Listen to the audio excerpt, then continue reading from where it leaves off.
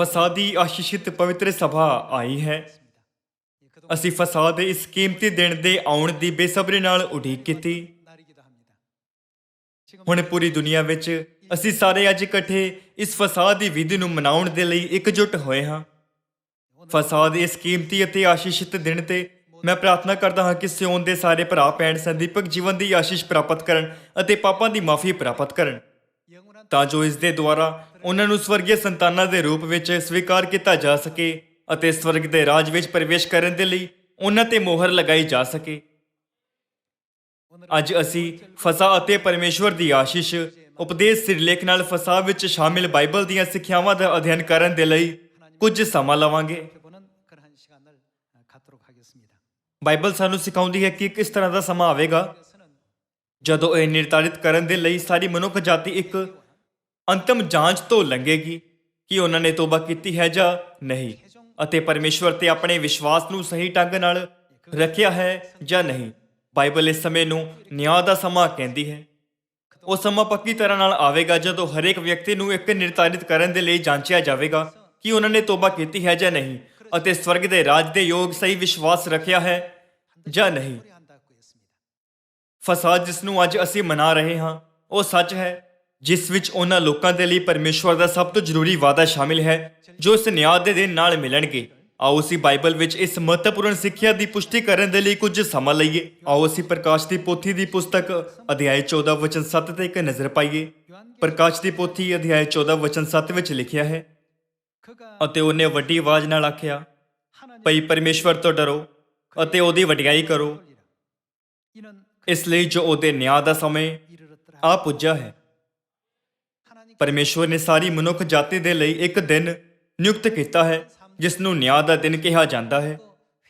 ਇਸ ਦਿਨ ਤੇ ਪਰਮੇਸ਼ਵਰ ਇੱਕ ਅੰਤਮ ਫੈਸਲਾ ਲੈਣ ਦੇ ਲਈ ਇਸ ਗੱਲ ਦੀ ਜਾਂਚ ਕਰਨਗੇ ਕਿ ਉਹਨਾਂ ਨੇ ਤੋਬਾ ਕੀਤੀ ਹੈ ਜਾਂ ਨਹੀਂ, ਅਤੇ ਆਪਣੇ ਵਿਸ਼ਵਾਸ ਨੂੰ ਸਹੀ ਢੰਗ ਨਾਲ ਰੱਖਿਆ ਹੈ ਜਾਂ ਨਹੀਂ।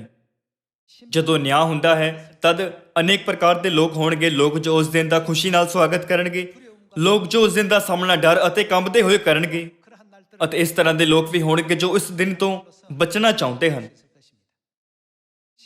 ਪਰ ਸਿਓਨ ਦੀਆਂ ਸਾਰੀਆਂ ਸੰਤਾਨਾਂ ਦੇ ਲਈ ਨਿਆਂ ਦਾ ਸਮੇਂ ਮੁਕਤੀ ਅਤੇ ਛੁਟਕਾਰੇ ਦਾ ਸਮਾਂ ਹੋਵੇਗਾ।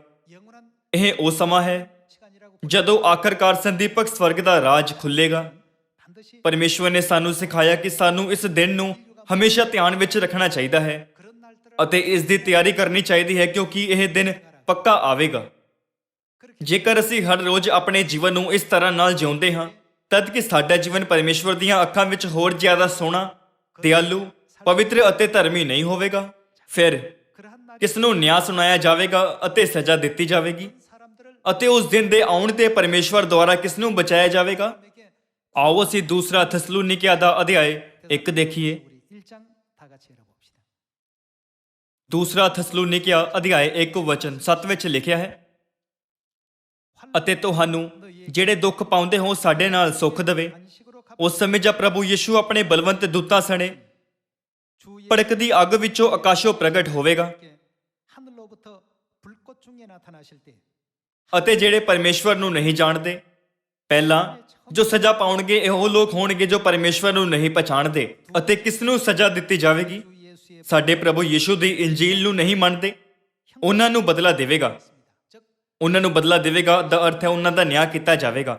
ਵਚਨ 9 ਵਿੱਚ ਲਿਖਿਆ ਹੈ, ਉਹ ਸਜ਼ਾ ਭੋਗਣਗੇ ਅਰਥਾਤ ਪ੍ਰਭੂ ਦੇ ਹਜ਼ੂਰੋਂ ਅਤੇ ਉਹਦੀ ਸਮਰਥਾ ਦੇ ਤੇਜ ਤੋਂ ਸਦਾ ਦਾ ਵਿਨਾਸ਼। ਸਾਨੂੰ ਲੋਕਾਂ ਦੇ ਇਹਨਾਂ ਸਮੂਹਾਂ ਵਿੱਚੋਂ ਨਹੀਂ ਹੋਣਾ ਚਾਹੀਦਾ ਕਿ ਸਾਨੂੰ ਸਾਡੇ ਸਾਰੇ ਪਾਪਾਂ ਤੋਂ ਪੂਰੀ ਤਰ੍ਹਾਂ ਨਾਲ ਤੋਬਾ ਕਰਕੇ ਮੁਕਤੀ ਪ੍ਰਾਪਤ ਨਹੀਂ ਕਰਨੀ ਚਾਹੀਦੀ, ਤਾਂ ਜੋ ਅਸੀਂ ਆਪਣੇ ਪਰਮੇਸ਼ਵਰ ਦੇ ਨਾਲ ਸਵਰਗ ਦੇ ਰਾਜ ਵਿੱਚ ਸੰਦੀਪਕ ਜੀਵਨ ਅਤੇ ਆਸ਼ੀਸ਼ਾਂ ਦਾ ਆਨੰਦ ਲੈ ਸਕੀਏ। ਜਿਵੇਂ ਕਿ ਇੱਥੇ ਵਚਨ 8 ਵਿੱਚ ਲਿਖਿਆ ਗਿਆ ਹੈ, ਉਹਨਾਂ ਦੋਨਾਂ ਦੇ ਲਈ ਜੋ ਸਾਡੇ ਪ੍ਰਭੂ ਯਿਸੂ ਦੀ ਅੰਜੀਲ ਨੂੰ ਨਹੀਂ ਮੰਨਦੇ, ਨਾਲ ਹੀ ਜੋ ਲੋਕ ਪਰਮੇਸ਼ਵਰ ਨੂੰ ਨਹੀਂ ਪਛਾਣਦੇ, ਉਹਨਾਂ ਨੂੰ ਅੰਤ ਵਿੱਚ ਇੱਕ ਹੀ ਸਜ਼ਾ ਦਾ ਸਾਹਮਣਾ ਕਰਨਾ ਪਵੇਗਾ। ਅਸੀਂ ਰਸੂਲ ਯਹੂਨਾ ਦੇ ਪ੍ਰਕਾਸ਼ਨ ਦੁਆਰਾ ਇਸ ਗੱਲ ਦੀ ਪੁਸ਼ਟੀ ਕਰ ਸਕਦੇ ਹਾਂ, ਜਿੱਥੇ ਉਹਨਾਂ ਦੇ ਦੁੱਖ ਦਾ ਧੂਆਂ ਯੁਗੋ ਯੁਗ ਬਲਦਾ ਰਹੇਗਾ ਅਤੇ ਉਹਨਾਂ ਨੂੰ ਰਾਤ ਦਿਨ ਚੈਨ ਨਾ ਮਿਲੇਗਾ। ਆਓ ਅਸੀਂ ਪ੍ਰਕਾਸ਼ ਦੀ ਪੋਥੀ ਅਧਿਆਇ 14 ਵਚਨ 10 ਪੜ੍ਹੀਏ। ਤਾਂ ਉਹ ਪਰਮੇਸ਼ਵਰ ਦੇ ਕ੍ਰੋਧ ਦੀ ਮੈਂ ਵੀ ਪੀਵੇਗਾ, ਜੋ ਉਹਦੇ ਕ੍ਰੋਧ ਦੇ ਪਿਆਲੇ ਵਿੱਚ ਨਖਾਲਸ ਭਰੀ ਹੋਈ ਹੈ, ਅਤੇ ਉਹ ਪਵਿੱਤਰ ਦੂਤਾਂ ਦੇ ਸਾਹਮਣੇ ਅਤੇ ਲੇਲੇ ਦੇ ਸਾਹਮਣੇ ਅੱਗ ਅਤੇ ਗੰਧਕ ਨਾਲ ਕਸ਼ਟ ਪਾਵੇਗਾ। ਇਸ ਦਾ ਮਤਲਬ ਹੈ ਕਿ ਉਹ ਨਰਕ ਵਿੱਚ ਅੱਗ ਅਤੇ ਗੰਧਕ ਨਾਲ ਪੀੜਤ ਹੋਣਗੇ, ਅਤੇ ਉਹਨਾਂ ਦੇ ਕਸ਼ਟ ਦਾ ਧੂਆਂ ਕਦੋਂ ਤੱਕ? ਜੁਗੋ ਜੁਗ ਉੱਠਦਾ ਰਹਿੰਦਾ ਹੈ। ਸੋ ਉਹ ਜਿਹੜੇ ਦਰਿੰਦੇ ਦੀ ਅਤੇ ਉਹਦੀ ਮੂਰਤੀ ਦੀ ਪੂਜਾ ਕਰਦੇ ਹਨ, ਅਤੇ ਉਹ ਜਿਹੜੇ ਉਹਦੇ ਨਾਂ ਦੀ ਦਾਗ ਲਿਆਉਂਦੇ ਹਨ, ਰਾਤ ਦਿਨ ਕਦੇ ਚੈਨ ਨਹੀਂ ਪਾਉਂਦੇ। ਸਾਰੇ ਲੋਕੋ, ਬਾਈਬਲ ਵਿੱਚ ਲਿਖਿਆ ਹੈ ਪਰਮੇਸ਼ਵਰ ਦੇ ਨਿਆਂ ਦਾ ਸਮੇਂ ਆਇਆ ਹੈ। ਉਸ ਦਿਨ ਦੇ ਆਉਣ ਤੇ ਤੁਸੀਂ ਕਿੱਥੇ ਜਾਣਾ ਚਾਹੁੰਦੇ ਹੋ? ਜੇਕਰ ਤੁਸੀਂ ਇੱਕ ਚੌਰਾਹੇ ਤੇ ਖੜੇ ਹੋ, ਇੱਕ ਰਾਸਤਾ ਸਵਰਗ ਅਤੇ ਦੂਸਰਾ ਨਰਕ ਦੇ ਵੱਲ ਜਾਂਦਾ ਹੈ, ਤਦ ਤੁਸੀਂ ਕਿਸ ਰਾਸਤੇ ਨੂੰ ਚੁਣੋਗੇ? ਸਾਨੂੰ ਸਾਰਿਆਂ ਨੂੰ ਸਵਰਗ ਦੇ ਰਾਜ ਵਿੱਚ ਜਾਣਾ ਚਾਹੀਦਾ ਹੈ। ਸਵਰਗ ਦੇ ਰਾਜ ਦਾ ਰਾਹ ਸਿਰਫ ਉਹ ਨਹੀਂ ਹੈ ਜੋ ਮੈਂ ਚਾਹੁੰਦਾ ਹਾਂ ਜਾਂ ਸਿਰਫ ਤੁਸੀਂ ਚਾਹੁੰਦੇ ਹੋ।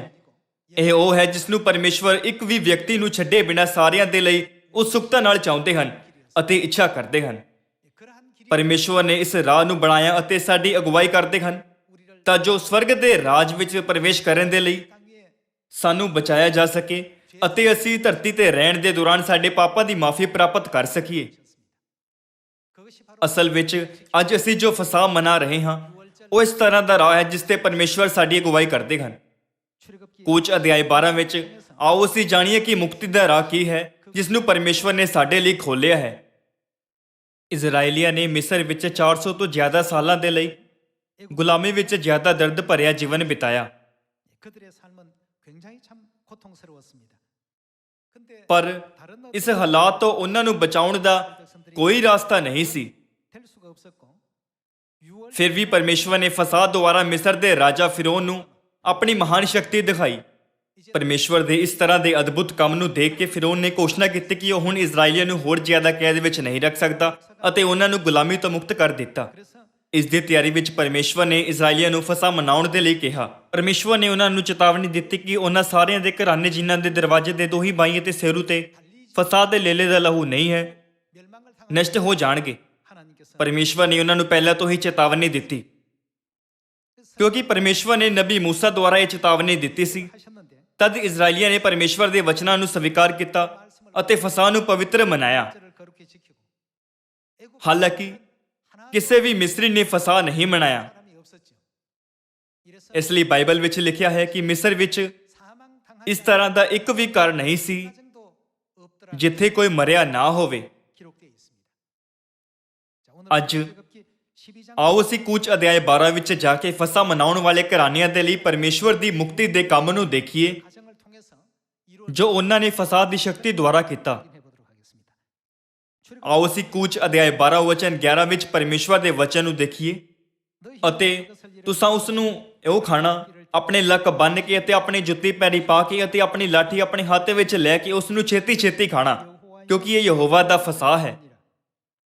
ਮੈਂ ਉਸ ਰਾਤ ਮਿਸਰ ਦੇਸ਼ ਦੇ ਵਿੱਚ ਦੀ ਲੰਘਾਂਗਾ ਔਰ ਮਿਸਰ ਦੇਸ਼ ਦੇ ਪਲੋਠੇ ਭਾਵੇਂ ਮਨੁੱਖ ਦਾ ਭਾਵੇਂ ਡੰਗਰ ਦਾ ਮਾਰ ਸੁੱਟਾਂਗਾ ਔਰ ਮਿਸਰ ਦੇ ਸਾਰੇ ਦੇਵਤਿਆਂ ਦਾ ਨਿਆਂ ਕਰਾਂਗਾ। ਮੈਂ ਯਹੋਵਾ ਹਾਂ। ਔਰ ਉਹ ਲਹੂ ਤੁਹਾਡੇ ਲਈ ਘਰਾਂ ਉੱਤੇ ਜਿੱਥੇ ਤੁਸੀਂ ਹੋਵੋਗੇ ਨਿਸ਼ਾਨ ਹੋਵੇਗਾ। ਇੱਥੇ ਲਹੂ ਲੇਲੇ ਦਾ ਲਹੂ ਹੈ।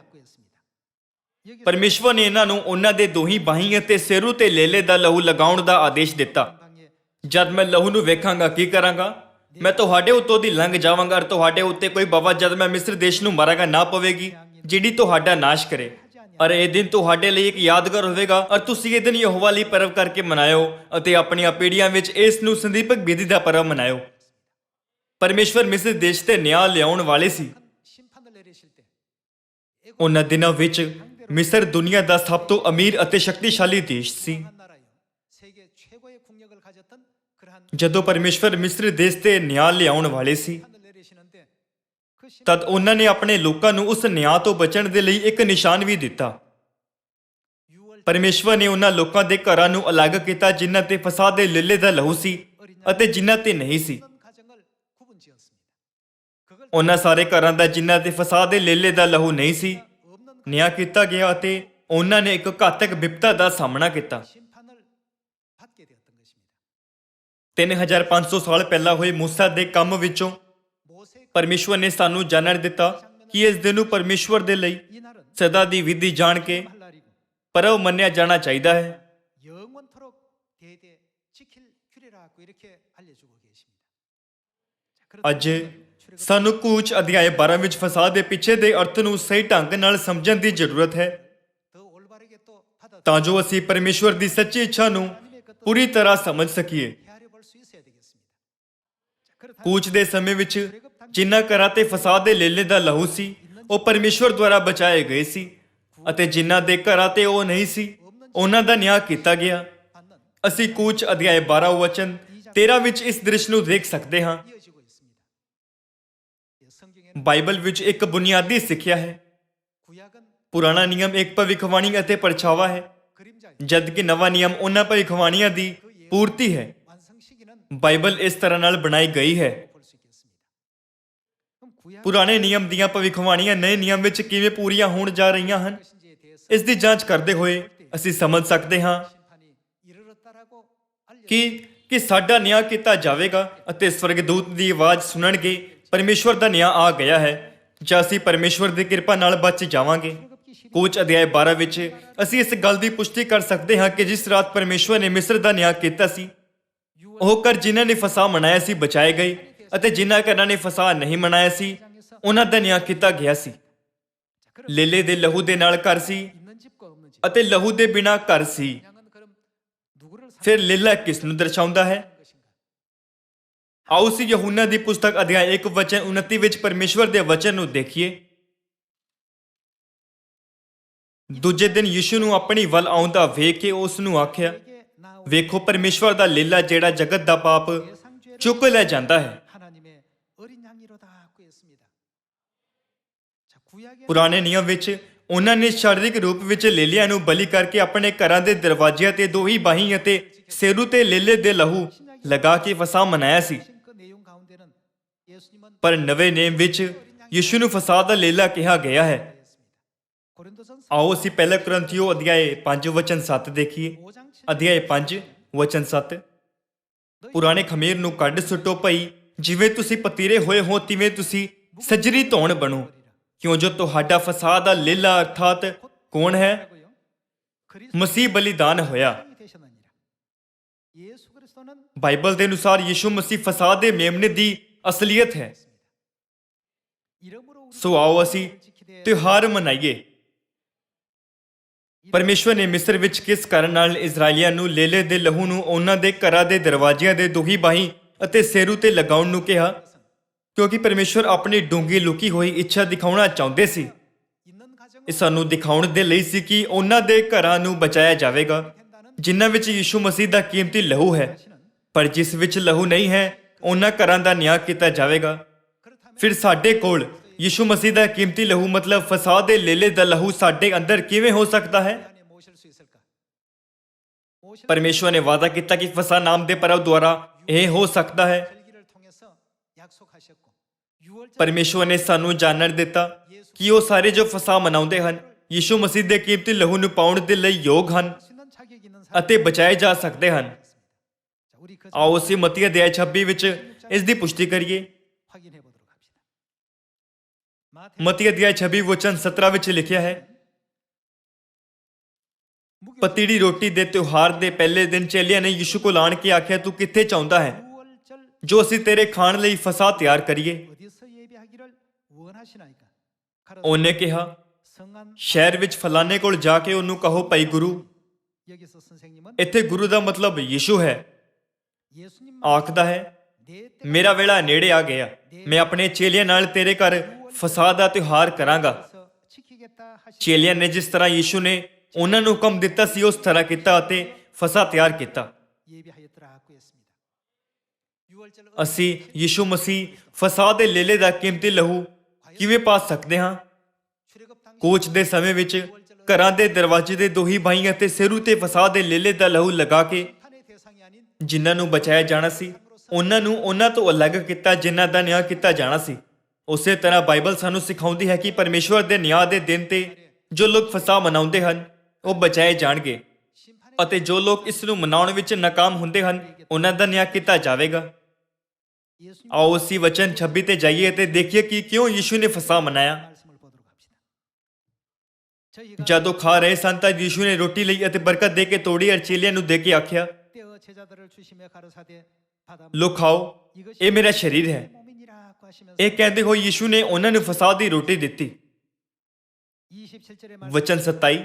또 참 ਫਿਰ ਉਹਨੇ ਪਿਆਲਾ ਲੈ ਕੇ ਸ਼ੁਕਰ ਕੀਤਾ ਅਤੇ ਉਹਨਾਂ ਨੂੰ ਦੇ ਕੇ ਆਖਿਆ, ਤੁਸੀਂ ਸਾਰੇ ਇਸ ਵਿੱਚੋਂ ਫਸਾਦ ਦੇ ਦਾਖਰਸ ਵਿੱਚੋਂ ਪੀਓ, 포도주는 ਕਿਉਂ ਜੋ ਨੇਮ ਦਾ ਇਹ ਮੇਰਾ ਉਹ ਲਹੂ ਹੈ ਜਿਹੜਾ ਬਹੁਤੀਆਂ ਦੀ ਖਾਤਰ ਪਾਪਾਂ ਦੀ ਮਾਫੀ ਦੇ ਲਈ ਵਹਾਇਆ ਜਾਂਦਾ ਹੈ।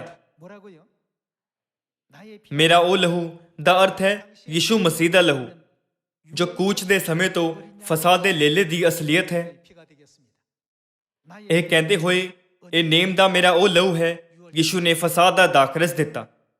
ਪੁਰਾਣੇ ਨਿਯਮ ਵਿੱਚ 6월절 ਉਹਨਾਂ ਨੇ ਲੇਲਿਆਂ ਨੂੰ ਬਲੀ ਕਰਕੇ ਅਤੇ ਉਹਨਾਂ ਦੇ ਦਰਵਾਜ਼ੇ ਦੇ ਦੋਹੀ ਬਾਹੀਂ ਅਤੇ ਸਿਰੂ ਤੇ ਲਹੂ ਲਗਾ ਕੇ 이제 어린 양 ਫਸਾ ਮਨਾਇਆ। 예수 그리스도 ਪਰ ਨਵੇਂ ਨਿਯਮ ਵਿੱਚ 이제 ਪਰਮੇਸ਼ਵਰ ਯੀਸ਼ੂ ਮਸੀਹ ਦੇ ਜੋ ਲੇਲਾ ਹੈ ਕੀਮਤੀ ਲਹੂ ਨੂੰ ਸਭ ਦੇ ਅੰਦਰ ਲਗਾਉਂਦੇ ਹਨ। 주시게 하신 것입니다.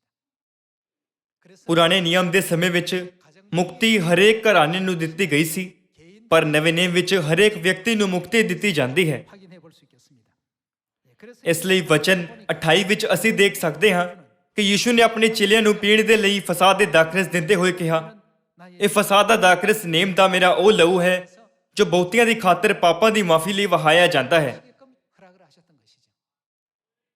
오늘날 ਹਾਲਾਂਕਿ ਅੱਜ ਬਹੁਤ ਸਾਰੇ ਚਰਚ ਫਸਾਦ ਦਾ ਇਨਕਾਰ ਕਰਦੇ ਹਨ ਅਤੇ ਇਸ ਦੇ ਮਹੱਤਵ ਦੀ ਅਣਗਹਿਲੀ ਕਰਦੇ ਹਨ, ਭਾਵੇਂ ਹੀ ਇਹ ਇੱਕ ਸੱਚਾਈ ਹੈ ਜਿਸ ਵਿੱਚ ਪਰਮੇਸ਼ਵਰ ਦਾ ਸਪਸ਼ਟ ਵਾਅਦਾ ਸ਼ਾਮਿਲ ਹੈ। ਭਾਵੇਂ ਹੀ ਉਹ ਦਾਅਵਾ ਕਰਦੇ ਹਨ ਕਿ ਉਹ ਬਾਈਬਲ ਦਾ ਅਧਿਐਨ ਕਰਦੇ ਹਨ, ਉਹ ਜਾਂ ਤਾਂ ਇਸ ਪੂਰੇ ਦ੍ਰਿਸ਼ ਨੂੰ ਹਟਾ ਦਿੰਦੇ ਹਨ ਜਾਂ ਫਿਰ ਇਸ ਨੂੰ ਪੂਰੀ ਤਰ੍ਹਾਂ ਨਾਲ ਅਣਡਿੱਠਾ ਕਰਦੇ ਹਨ ਅਤੇ ਇਸ ਤਰ੍ਹਾਂ ਪੂਰੀ ਤਰ੍ਹਾਂ ਨਾਲ ਫਸਾਦ ਨੂੰ ਮਨਾਉਣ ਵਿੱਚ ਫੇਲ ਹੁੰਦੇ ਹਨ। ਇਹ ਬਿਲਕੁਲ ਹੀ ਗਲਤ ਹੈ।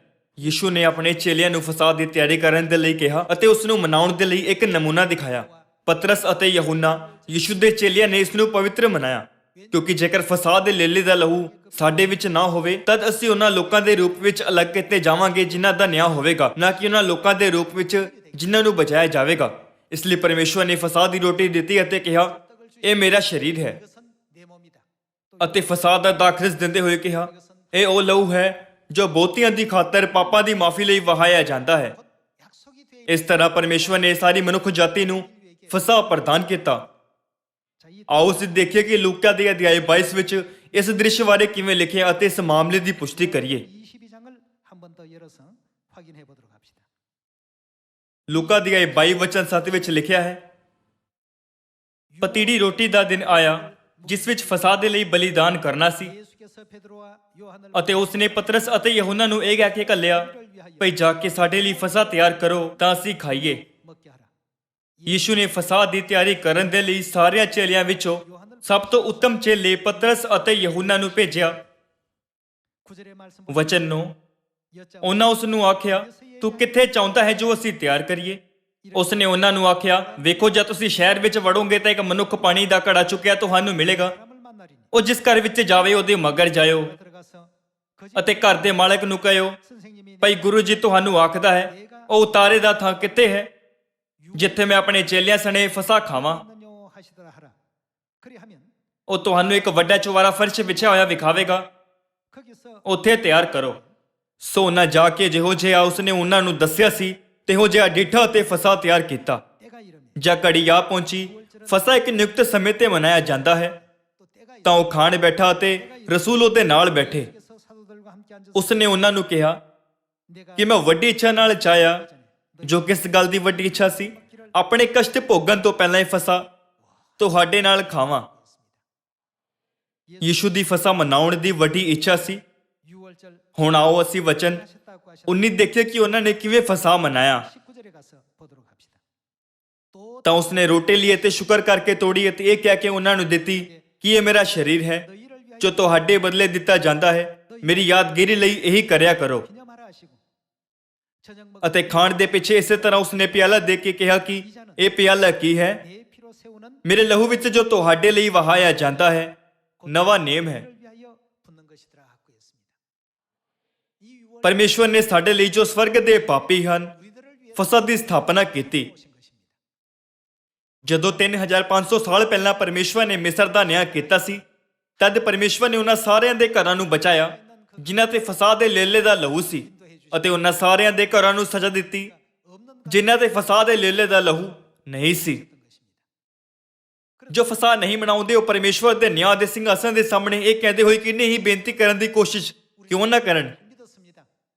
그러니 ਅਸੀਂ ਪਰਮੇਸ਼ਵਰ ਤੇ ਵਿਸ਼ਵਾਸ ਕਰਦੇ ਸੀ, 구원해 ਤਦ ਕਿਰਪਾ ਕਰਕੇ ਸਾਨੂੰ ਸਵਰਗ ਵਿੱਚ ਪ੍ਰਵੇਸ਼ ਕਰਨ ਦਿਓ, 우리 그런 것을 가지고 ਕਿਰਪਾ ਸਾਨੂੰ ਬਚਾਓ। 표현하고 나타내 ਪਰ ਪਰਮੇਸ਼ਵਰ ਉਹਨਾਂ ਨੂੰ ਕੀ ਕਹਿਣਗੇ? 어찌한다고요? 내가 너희 ਪਰਮੇਸ਼ਵਰ ਕਹਿਣਗੇ, ਮੈਂ ਤੁਹਾਨੂੰ ਕਦੇ ਨਹੀਂ ਜਾਣਿਆ, ਹੇ ਬੁਰਿਆਰੋ ਮੇਰੇ ਕੋਲੋਂ ਦੂਰ ਚਲੇ ਜਾਓ। 예수님께서 ਯੀਸ਼ੂ ਨੇ ਪਹਿਲਾਂ ਹੀ ਮਤੀ ਅਧਿਆਇ 7 ਵਿੱਚ ਜ਼ਿਕਰ ਕੀਤਾ ਹੈ 마태복음 ਕਿ ਇਸ ਤਰ੍ਹਾਂ ਦੇ ਲੋਕਾਂ ਨੂੰ ਇਸ ਤਰ੍ਹਾਂ ਦੀ ਗੱਲ ਸੁਣਾਈ ਜਾਵੇਗੀ। 그러나 3500 ਸਾਲ ਪਹਿਲਾਂ ਦਾ ਦ੍ਰਿਸ਼ ਦੇਖਦੇ ਹੋਏ ਅਸੀਂ ਜਾਣ ਸਕਦੇ ਹਾਂ ਕਿ ਸਾਰੇ ਇਜ਼ਰਾਈਲੀ ਜਿਨ੍ਹਾਂ ਨੇ ਫਸਾਦ ਦੇ ਲੇਲੇ ਦਾ ਲਹੂ ਆਪਣੇ ਦਰਵਾਜ਼ੇ ਦੇ ਦੋਹੇ ਬਾਈਂ ਅਤੇ ਸਿਰੂ ਤੇ ਲਗਾਇਆ ਸੀ, 인도해 주셨고 구원 ਉਹ ਬਚਾਏ ਗਏ ਸੀ। 이 마지막 ਉਸੇ ਤਰ੍ਹਾਂ 6월 ਇਸ ਅੰਤਮ ਯੁੱਗ ਵਿੱਚ ਜੋ ਲੋਕ ਫਸਾਦ ਦੇ ਲੇਲੇ ਦੇ ਕੀਮਤੀ ਲਹੂ ਵਿੱਚ ਭਾਗ ਲੈਂਦੇ ਹਨ, 하나님께서 ਉਹਨਾਂ ਨੂੰ ਸੰਦੀਪਕ ਜੀਵਨ, ਪਾਪਾਂ ਦੀ ਮਾਫੀ, ਮੁਕਤੀ ਪ੍ਰਾਪਤ ਹੋਵੇਗੀ ਅਤੇ ਉਹ ਸਵਰਗ ਵਿੱਚ ਅਨੰਤ ਆਸ਼ੀਸ਼ਾਂ ਦਾ ਆਨੰਦ ਚੁੱਕਣਗੇ। 수 있도록 인도하신다고 성경은 ਕੀ ਬਾਈਬਲ ਇਸ ਤਰ੍ਹਾਂ ਦਾ ਵਾਅਦਾ ਨਹੀਂ ਕਰਦੀ? 그래서 이 ਇਸ ਲਈ ਫਸਾਦ ਸਾਡੇ ਲਈ ਬਹੁਤ ਕੀਮਤੀ ਹੈ। ਅਤੀਤ ਵਿੱਚ ਕੀਤੇ ਗਏ ਵਾਅਦੇ ਦੇ ਉਲਟ ਯਿਸੂ ਨੇ ਇੱਕ ਨਵਾਂ ਵਾਅਦਾ ਕੀਤਾ ਜਿਸ ਨੂੰ ਨਵਾਂ ਨੇਮ ਕਿਹਾ ਗਿਆ। 이것은 ਉਹਨਾਂ ਨੇ ਕਹਿੰਦੇ ਹੋਏ ਇਹ ਪਰਵ ਤੁਹਾਡੇ ਲਈ ਵਹਾਇਆ ਜਾਂਦਾ ਹੈ, ਸਮਝਾਇਆ ਕਿ ਇਹ ਵਾਅਦਾ ਸਾਡੇ ਲਈ ਸੀ। ਕੁਝ ਲੋਕ ਕਹਿ ਸਕਦੇ ਹਨ ਕਿ ਫਸਾਦ ਸਿਰਫ ਇੱਕ ਰੋਟੀ ਖਾਣ ਅਤੇ ਇੱਕ ਦਾਖਰਸ ਪੀਣ ਦਾ ਦਿਨ ਹੈ। 6장에서 ਤਦ ਆਓ ਅਸੀਂ ਫਸਾਦ ਦੇ ਸਹੀ ਅਰਥ ਤੇ ਵਿਚਾਰ ਕਰਨ ਦਾ ਕੁਝ ਸਮਾਂ ਲਈਏ। 오늘 ਫਸਾਦ ਵਿੱਚ ਸ਼ਾਮਿਲ ਅਰਥ 그냥 ਸਾਨੂੰ ਖੁਦ ਯਿਸੂ ਦੁਆਰਾ ਯਹੂਨਾ ਦੀ ਪੁਸਤਕ ਅਧਿਆਇ 6 ਵਿੱਚ ਦਿੱਤਾ ਗਿਆ ਸੀ। 이렇게 생각지 ਯਿਸੂ ਨੇ ਯਹੂਨਾ ਦੀ ਪੁਸਤਕ ਅਧਿਆਇ 6 ਵਿੱਚ 믿음으로 ਫਸਾਦ ਵਿੱਚ ਸ਼ਾਮਿਲ ਅਰਥ ਨੂੰ ਦੱਸਿਆ। ਆਓ ਅਸੀਂ ਯਹੂਨਾ ਅਧਿਆਇ 6 ਵਚਨ 52 ਦੇਖੀਏ। 이름 ਇਸ ਲਈ ਯਹੂਦੀ ਆਪਸ ਵਿੱਚ ਇਹ ਕਹਿ ਕੇ ਬਹਿਸਣ ਲੱਗੇ, 이 ਜੋ ਇਹ ਆਪਣਾ ਮਾंस ਕਿੱਕਰ ਸਾਨੂੰ ਖਾਣ ਲਈ ਦੇ ਸਕਦਾ ਹੈ। 하겠느냐 예수께서 ਤਦ ਯਿਸੂ ਨੇ ਉਹਨਾਂ ਨੂੰ ਆਖਿਆ, ਮੈਂ ਤੁਹਾਨੂੰ ਸੱਚ-ਸੱਚ ਆਖਦਾ ਹਾਂ, 너희에게 ਜੇ ਤੁਸੀਂ ਮਨੁੱਖ ਦੇ ਪੁੱਤਰ ਦਾ ਮਾंस ਨਾ ਖਾਓ ਅਤੇ ਉਹਦਾ ਲਹੂ ਨਾ ਪੀਓ 인자 ਤਾਂ ਤੁਹਾਡੇ ਵਿੱਚ ਕੀ ਨਹੀਂ? 너희 속에 ਜਿਉਣ ਨਹੀਂ ਹੈ। 있다고요? 생명이 없나니라고 했습니다. 인자의 ਫਸਾਦ ਦੇ ਪਵਿੱਤਰ ਭੋਜ ਵਿੱਚ ਯਿਸੂ ਨੇ ਜੋ ਕਿਹਾ 피를 유월절 ਉਸ ਦੇ ਅਨੁਸਾਰ ਉਹ ਕੀ ਹੈ ਜੋ ਉਹਨਾਂ ਦੇ ਮਾंस ਅਤੇ ਲਹੂ ਨੂੰ ਦਰਸਾਉਂਦਾ ਹੈ। ਫਸਾਦੀ ਰੋਟੀ ਦਿੰਦੇ ਹੋਏ ਉਹਨਾਂ ਨੇ ਕਿਹਾ ਇਹ ਮੇਰਾ ਸਰੀਰ ਹੈ, 내 몸이다. ਦੂਸਰੇ ਸ਼ਬਦਾਂ ਵਿੱਚ ਮੇਰਾ ਮਾंस। 유월절 포도 ਅਤੇ ਫਸਾਦ ਦਾ ਦਾਖਰਸ ਦਿੰਦੇ ਹੋਏ ਉਹਨਾਂ ਨੇ ਕਿਹਾ ਇਹ ਨੇਮ ਦਾ ਮੇਰਾ ਉਹ ਲਹੂ ਹੈ ਜੋ ਬਹੁਤਿਆਂ ਦੀ ਖਾਤਰ ਪਾਪਾਂ ਦੀ ਮਾਫੀ ਵਹਾਇਆ ਜਾਂਦਾ ਹੈ। 알려주셨습니다. ਯਿਸੂ ਨੇ ਕਿਹਾ ਜੇਕਰ ਤੁਸੀਂ ਮਨੁੱਖ ਦੇ ਪੁੱਤਰ ਦਾ ਮਾंस ਨਾ ਖਾਓ ਅਤੇ ਉਸ ਦਾ ਲਹੂ ਨਾ ਪੀਓ 사람이 된다고 ਤਦ ਤੁਹਾਡੇ ਕੋਲ ਕੋਈ ਜੀਵਨ ਨਹੀਂ ਹੈ, 없는 사람이다. ਜਿਸ ਦਾ ਅਰਥ ਹੈ ਤੁਸੀਂ ਜਿਉਂਦੇ ਵੀ ਨਹੀਂ ਹੋ। 이와 같은 표현을 하셨습니다. 54 ਵਚਨ 54 ਜੇ ਕੋਈ ਮੇਰਾ ਮਾंस ਖਾਂਦਾ ਤੇ ਮੇਰਾ ਲਹੂ ਪੀਂਦਾ ਹੈ 뭘 ਕੀ ਉਸੇ ਦਾ ਹੈ? ਸੰਦੀਪਕ ਜੀਵਨ ਉਸੇ ਦਾ ਹੈ 마지막 날에 ਅਤੇ ਮੈਂ ਅੰਤ ਦੇ ਦਿਨ ਉਹਨੂੰ ਕੀ ਕਰਾਂਗਾ? ਜਿਉਂਦਾ ਉਠਾਵਾਂਗਾ, ਕਿਉਂਕਿ ਮੇਰਾ ਮਾंस ਸੱਚਮੁੱਚ ਖਾਣ ਦੀ ਅਤੇ ਮੇਰਾ ਲਹੂ ਸੱਚਮੁੱਚ ਪੀਣ ਦੀ ਵਸਤੂ ਹੈ। 먹고 ਜੋ ਮੇਰਾ ਮਾंस ਖਾਂਦਾ ਤੇ ਮੇਰਾ ਲਹੂ ਪੀਂਦਾ ਹੈ ਸੋ ਮੇਰੇ ਵਿੱਚ ਰਹਿੰਦਾ ਹੈ ਔਰ ਮੈਂ ਉਸ ਵਿੱਚ। 그 하나님 ਜਿਸ ਤਰ੍ਹਾਂ ਜਿਉਂਦੇ ਪਿਤਾ ਨੇ ਮੈਨੂੰ ਭੇਜਿਆ ਅਤੇ ਮੈਂ ਪਿਤਾ ਦੇ ਕਾਰਨ ਜਿਉਂਦਾ ਹਾਂ, ਉਸੇ ਤਰ੍ਹਾਂ ਜਿਹੜਾ ਮੈਨੂੰ ਖਾਂਦਾ ਹੈ ਸੋ ਮੇਰੇ ਕਾਰਨ ਜੀਏਗਾ। 나로 인하여 살리라. ਜੋ ਰੋਟੀ ਸਵਰਗੋਂ ਉਤਰੀ ਸੋ ਇਹੋ ਹੈ। 조상들이 ਜਿਵੇਂ ਵੱਡਿਆਂ ਨੇ ਖਾਧੀ ਅਤੇ ਮਰ ਗਏ ਸੋ ਨਹੀਂ, ਪਰ ਜਿਹੜਾ ਇਹ ਰੋਟੀ ਖਾਂਦਾ ਹੈ ਉਹ ਸਦਾ ਜਿਉਂਦਾ ਰਹੇਗਾ। 살리라고 했습니다. ਫਸਾਦ ਦੀ ਰੋਟੀ ਅਤੇ ਦਾਖਰਸ ਸਿਰਫ ਰੋਟੀ ਦਾ ਟੁਕੜਾ ਤੇ ਦਾਖਰਸ ਦਾ ਇੱਕ ਪਿਆਲਾ ਨਹੀਂ ਹੈ। 잔에 포도주가 아닙니다. ਉਹਨਾਂ ਵਿੱਚ ਇੱਕ ਵਾਅਦਾ ਹੈ, ਇੱਕ ਵਾਅਦਾ ਜੋ ਪਰਮੇਸ਼ਵਰ ਦੁਆਰਾ ਦਿੱਤਾ ਗਿਆ ਹੈ। ਜਦੋਂ ਰੋਟੀ ਅਤੇ ਦਾਖਰਸ ਦੀ ਗੱਲ ਆਉਂਦੀ ਹੈ ਤਦ ਬਹੁਤ ਸਾਰੇ ਲੋਕ ਗਲਤੀ ਨਾਲ ਸੋਚਦੇ ਹਨ ਜੇਕਰ ਅਸੀਂ ਰੋਟੀ ਦਾ ਇੱਕ ਟੁਕੜਾ ਖਾ ਕੇ ਅਤੇ ਇੱਕ ਕੱਪ ਪਿਆਲਾ ਦਾਖਰਸ ਪੀ ਕੇ ਸੰਦੀਪਕ ਜੀਵਨ ਪਾ ਸਕਦੇ ਹਾਂ ਤਦ ਕਿ ਸਾਰਿਆਂ ਦੇ ਕੋਲ ਸੰਦੀਪਕ ਜੀਵਨ ਹੋਵੇਗਾ। 하겠느냐? ਸਾਰੇ ਲੋਕੋ ਮੰਨ ਲਓ ਕਿ ਤੁਹਾਡੇ ਕੋਲ ਇੱਕ ਛੋਟਾ ਜਿਹਾ ਕਾਗਜ਼ ਹੈ। 그 송이에 ਜੇਕਰ ਇਸ ਵਿੱਚ 50 ਰੁਪਏ ਹੋਣ ਦਾ ਵਾਅਦਾ ਸ਼ਾਮਿਲ ਹੈ ਤਦ ਇਹ ਹੁਣ ਸਿਰਫ ਇੱਕ ਕਾਗਜ਼ ਦਾ ਟੁਕੜਾ ਨਹੀਂ ਹੈ। 그렇죠? ਕੀ ਕੋਈ ਇਸ ਗੱਲ ਤੇ ਜ਼ੋਰ ਦੇ ਸਕਦਾ ਹੈ ਕਿ 50 ਰੁਪਏ ਦਾ ਨੋਟ ਦਾ ਮੁੱਲ ਅਤੇ 10 ਰੁਪਏ ਦੇ ਨੋਟ ਦਾ ਮੁੱਲ ਇੱਕੋ ਜਿਹਾ ਹੈ ਕਿਉਂਕਿ ਇਹ ਇੱਕ ਹੀ ਕਾਗਜ਼ ਤੋਂ ਬਣਾਇਆ ਗਿਆ ਹੈ? ਕੀ ਇਹ ਸੱਚ ਨਹੀਂ ਕਿ ਲੋਕਾਂ ਦੇ ਵਿੱਚ ਵਾਅਦਿਆਂ ਦੇ ਕਰਕੇ ਇਹਨਾਂ ਵਿੱਚੋਂ ਇੱਕ ਕਾਗਜ਼ ਦਾ ਮੁੱਲ 50 ਰੁਪਏ ਹੈ ਜਦਕਿ ਦੂਸਰੇ ਦਾ ਮੁੱਲ ਸਿਰਫ 10 ਰੁਪਏ ਹੈ? ਉਸੇ ਤਰ੍ਹਾਂ ਪਰਮੇਸ਼ਵਰ ਦੇ ਵਾਅਦੇ ਦੇ ਬਿਨਾਂ ਰੋਟੀ ਅਤੇ ਦਾਖਰਸ ਸਿਰਫ ਰੋਟੀ ਅਤੇ ਦਾਖਰਸ ਹੈ। ਇਹ ਸਿਰਫ ਭੋਜਨ ਹੈ। 그러나 ਪਰ ਪਰਮੇਸ਼ਵਰ ਨੇ ਸਾਨੂੰ ਫਸਾਦ ਦੀ ਰੋਟੀ ਅਤੇ ਦਾਖਰਸ ਦਿੱਤਾ ਅਤੇ ਕਿਹਾ ਇਹ ਰੋਟੀ ਮੇਰਾ ਸਰੀਰ ਹੈ, ਇਹ ਪਿਆਲਾ ਮੇਰਾ ਲਹੂ ਹੈ। ਮਤਲਬ ਮਸੀਹ ਦਾ ਲਹੂ ਜੋ ਫਸਾਦ ਦਾ ਲੇਲਾ ਹੈ ਜੋ ਬਹੁਤਿਆਂ ਦੇ ਲਈ ਪਾਪਾਂ ਦੀ ਮਾਫੀ ਦੇ ਲਈ ਵਹਾਇਆ ਜਾਂਦਾ ਹੈ। 그리고 그 ਪਰਮੇਸ਼ਵਰ ਨੇ ਇਹ ਵੀ ਕਿਹਾ ਜੋ ਮੇਰਾ ਮਾंस ਖਾਂਦਾ ਤੇ ਮੇਰਾ ਲਹੂ ਪੀਂਦਾ ਹੈ ਸੰਦੀਪਕ ਜੀਵਨ ਉਸੇ ਦਾ ਹੈ। ਕੀ ਪਾਪਾਂ ਦੀ ਮਾਫੀ ਦੇ ਬਿਨਾਂ ਸੰਦੀਪਕ ਜੀਵਨ ਪਾਉਣਾ ਸੰਭਵ ਹੈ? ਨਹੀਂ, ਇਹ ਅਸੰਭਵ ਹੈ। ਸੰਦੀਪਕ ਜੀਵਨ ਸਾਨੂੰ ਸਿਰਫ ਤਦ ਦਿੱਤਾ ਜਾ ਸਕਦਾ ਹੈ ਜਦੋਂ ਸਾਨੂੰ ਪਾਪਾਂ ਦੀ ਮਾਫੀ ਮਿਲੀ ਹੋਵੇ। ਇਹ ਗੱਲ ਕਿ ਸਾਨੂੰ ਸੰਦੀਪਕ ਜੀਵਨ ਮਿਲਿਆ ਹੈ, ਇਸ ਦਾ ਮਤਲਬ ਹੈ ਕਿ ਸਾਨੂੰ ਪਹਿਲਾਂ ਹੀ ਪਾਪਾਂ ਦੀ ਮਾਫੀ ਮਿਲ ਚੁੱਕੀ ਹੈ। ਇਹ ਉਹ ਲੋਕ ਹਨ ਜਿਨ੍ਹਾਂ ਦਾ ਪਰਮੇਸ਼ਵਰ ਦੁਆਰਾ ਨਿਆਂ ਕੀਤਾ ਜਾਵੇਗਾ। ਇਹ ਦੂਸਰਾ ਥਿਸਲੁਨੀਕੀਆਂ ਦੀ ਅਧਿਆਇ 1 ਵਿੱਚ ਲਿਖਿਆ ਗਿਆ ਹੈ। ਪਰਮੇਸ਼ਵਰ ਉਹਨਾਂ ਲੋਕਾਂ ਦਾ ਨਿਆਂ ਕਰਨਗੇ ਜੋ ਸਾਡੇ ਪ੍ਰਭੂ ਯਿਸੂ ਦੀ ਖੁਸ਼ਖਬਰੀ ਨੂੰ ਨਹੀਂ ਮੰਨਦੇ। ਪਰ ਪਰਮੇਸ਼ਵਰ ਨੇ ਕਦੇ ਨਹੀਂ ਕਿਹਾ ਕਿ ਉਹ ਪਰਮੇਸ਼ਵਰ ਦੀ ਇੱਛਾ ਦਾ ਪਾਲਣ ਕਰਨ ਵਾਲਿਆਂ ਅਤੇ ਪਰਮੇਸ਼ਵਰ ਦੀ ਪਵਿੱਤਰ ਨੇਮ ਵਿੱਚ ਭਾਗ ਲੈਣ ਵਾਲਿਆਂ ਦਾ ਨਿਆਂ ਕਰਨਗੇ। ਜਦੋਂ ਅਸੀਂ ਉਹਨਾਂ ਘਰਾਂ ਦੀ ਤੁਲਨਾ ਕਰਦੇ ਹਾਂ ਜਿਨ੍ਹਾਂ ਨੇ 3500 ਸਾਲ ਪਹਿਲਾਂ ਨਿਆਂ ਕੀਤਾ ਗਿਆ ਸੀ ਅਤੇ ਜੋ ਬਚਾਏ ਗਏ ਸੀ, ਜਦੋਂ ਪਰਮੇਸ਼ਵਰ ਨੇ ਮਿਸਰ ਦਾ ਨਿਆਂ ਕੀਤਾ ਤਾਂ ਅਸੀਂ ਦੇਖ ਸਕਦੇ ਹਾਂ ਕਿ ਪਰਮੇਸ਼ਵਰ ਦੇ ਕੋਲ ਨਿਆਂ ਦੇ ਲਈ ਇੱਕ ਪਵਿੱਤਰ ਮਾਣਕ ਸੀ। ਉਹ ਪਵਿੱਤਰ ਮਾਣਕ ਫਸਾ ਸੀ। ਪ੍ਰਕਾਸ਼ ਦੀ ਪੋਥੀ 14 ਵਿੱਚ ਪਰਮੇਸ਼ਵਰ ਨੇ ਕਿਹਾ, ਪਰਮੇਸ਼ਵਰ ਦਾ ਨਿਆਂ ਦਾ ਸਮੇਂ ਆ ਗਿਆ ਹੈ। ਜਦੋਂ ਪਰਮੇਸ਼ਵਰ ਦਾ ਨਿਆਂ ਦਾ ਸਮੇਂ ਆਉਂਦਾ ਹੈ, ਪਰਮੇਸ਼ਵਰ ਮਾਣਕ ਦੇ ਆਧਾਰ ਤੇ ਜੋ ਫਸਾ ਹੈ ਫੈਸਲਾ ਕਰਨਗੇ ਕਿ ਕੌਣ ਬਚਾਇਆ ਜਾਵੇਗਾ ਅਤੇ ਕਿਸ ਦਾ ਨਿਆਂ ਹੋਵੇਗਾ। ਇਸ ਲਈ ਸਾਨੂੰ ਇਸ ਵਿਧੀ ਨੂੰ ਕਦੇ ਤੱਕ ਮਨਾਉਣਾ ਚਾਹੀਦਾ ਹੈ। ਸਾਨੂੰ ਇਸ ਨੂੰ ਸਦਾ ਦੇ ਲਈ ਮਨਾਉਣਾ ਚਾਹੀਦਾ ਹੈ। ਇਸ ਕਾਰਨ ਨਾਲ ਯਿਸੂ ਨੇ ਕਿੰਨਾ ਜ਼ਰੂਰੀ ਸੋਚ ਕੇ ਕਿਹਾ ਕਿ ਉਹ ਫਸਾਹ ਨੂੰ ਮਨਾਉਣਾ ਚਾਹੁੰਦੇ ਹਨ। ਉਹਨਾਂ ਨੇ ਕਿਹਾ, ਇਸ ਨੂੰ ਮਨਾਉਣ ਦੇ ਲਈ ਮੇਰੀ ਵੱਡੀ ਇੱਛਾ ਸੀ। ਸਿਰਫ ਇਹ ਕਹਿਣ ਦੀ ਬਜਾਏ ਇਸ ਨੂੰ ਮਨਾਉਣ ਦੀ ਮੇਰੀ ਇੱਛਾ ਸੀ। ਯਿਸੂ ਨੇ ਆਪਣੀ ਭਾਵਨਾ ਤੇ ਜ਼ੋਰ ਦੇਣ ਦੇ ਲਈ ਵੱਡੀ ਸ਼ਬਦ ਦੀ ਵਰਤੋਂ ਕੀਤੀ। ਇਸ ਤਰ੍ਹਾਂ ਉਹਨਾਂ ਨੇ ਆਪਣੇ ਦਿਲ ਵਿੱਚ ਬੰਦ ਜਨੂਨ ਦਾ ਵਰਣਨ ਕੀਤਾ। ਉਹ ਉਤਸੁਕਤਾ ਨਾਲ ਫਸਾਹ ਕਿਉਂ ਮਨਾਉਣਾ ਚਾਹੁੰਦੇ ਸੀ? ਯਿਸੂ ਇਹ ਚੰਗੀ ਤਰ੍ਹਾਂ ਨਾਲ ਜਾਣਦੇ ਸੀ ਕਿ ਜੇਕਰ ਪਰਮੇਸ਼ਵਰ ਦੇ ਲੋਕ ਫਸਾਹ ਮਨਾਉਣ ਵਿੱਚ ਅਸਫਲ ਰਹਿਣ ਤਦ ਉਹਨਾਂ ਦੇ ਕੋਲ ਸੰਦੀਪਕ ਅੱਗ ਵਿੱਚ ਡਿੱਗਣ ਤੋਂ ਇਲਾਵਾ ਕੋਈ ਵੀ ਚੋਣ ਨਹੀਂ ਹੋਵੇਗੀ। ਇਸ ਕਾਰਨ ਯਿਸੂ ਨੇ ਹੋਰ ਚੇਲਿਆਂ ਨੂੰ ਨਹੀਂ ਪਰ ਪਤਰਸ ਅਤੇ ਯਹੂਨਾ ਨੂੰ ਭੇਜਿਆ, ਜੋ ਉਹਨਾਂ ਦੇ ਚੇਲਿਆਂ ਵਿੱਚੋਂ ਸਭ ਤੋਂ ਵਿਸ਼ਵਾਸਯੋਗ ਸੀ। ਇਸ ਤਰ੍ਹਾਂ ਨਹੀਂ ਸੀ ਕਿ ਉਹਨਾਂ ਦੇ ਕੋਲ ਕੋਈ ਹੋਰ ਚੇਲੇ ਨਹੀਂ ਸੀ ਕਿ ਉਹਨਾਂ ਨੇ ਉਹਨਾਂ ਦੋਨਾਂ ਨੂੰ ਭੇਜਣ ਦੇ ਲਈ ਚੁਣਿਆ। ਇਹ ਇਸ ਲਈ ਸੀ ਕਿਉਂਕਿ ਫਸਾਹ ਉਹਨਾਂ ਮਹੱਤਵਪੂਰਨ ਹੈ। ਇਸ ਦੇ ਦੁਆਰਾ ਵੀ ਅਸੀਂ ਇਸ ਗੱਲ ਦੀ ਜ਼ਿਆਦਾ ਪੁਸ਼ਟੀ ਕਰਦੇ ਹਾਂ ਕਿ ਫਸਾਹ ਦੀ ਤਿਆਰੀ ਦੇ ਦੌਰਾਨ ਯਿਸੂ ਕਿੰਨੇ ਉਤਸੁਕ ਸੀ। ਇਸ ਲਈ ਸਾਨੂੰ ਫਸਾਹ ਮਨਾਉਣਾ ਚਾਹੀਦਾ ਹੈ। ਆਓ ਅਸੀਂ ਕੁਝ ਹੋਰ ਵਚਨਾਂ ਨੂੰ ਦੇਖੀਏ। ਮੈਨੂੰ ਆਸ ਹੈ ਕਿ ਅਸੀਂ ਸਾਰੇ ਅੱਜ ਫਸਾਹ ਦੇ ਅਰਥ ਨੂੰ ਪੂਰੀ ਤਰ੍ਹਾਂ ਨਾਲ ਮਹਿਸੂਸ ਕਰਦੇ ਹੋਏ ਫਸਾਹ ਦੇ ਪਵਿੱਤਰ ਭੋਜ ਵਿੱਚ ਭਾਗ ਲਵਾਂਗੇ। ਆਓ ਅਸੀਂ ਪਹਿਲਾ ਕੁਰਿੰਥੀਓ ਅਧਿਆਇ 10 ਵਚਨ 16 ਵਿੱਚ ਪਰਮੇਸ਼ਵਰ ਦੇ ਵਚਨਾਂ ਨੂੰ ਦੇਖੀਏ।